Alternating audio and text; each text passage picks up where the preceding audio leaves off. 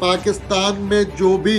दहशतगर्द काम कर रहे हैं, they are funded by Indians. और दूसरी बात यह है कि ये इंडिया हम पर इल्ज़ाम लगाता है कि हम दहशतगर्दों को पनाह देते हैं, तो हमारी एजेंसीज के पास भी तमाम तर डाटा मौजूद है कि कहां पर हिंदुस्तान के अंदर बाकायदा तौर पर दहशतगर्दों को, जिनको ये आतंकवादी बोलते हैं, उनके सेल्स कहां मौजूद हैं, कहां पर उनको ट्रेनिंग दी जा रही है, कहां पर जो है वो ट्रेन करते हैं लोगों को, उसके बाद वो बलूचिस्तान भेजते हैं, फिर वो कराची भेजते हैं, फिर वो लाहौर भेजते हैं, वो फंड करते हैं उनको और धमाके करवाए जाते हैं। और बाकायदा तौर पर इंडिया जो है वो बलूचिस्तान में दहशतगर्दी को कई सालों से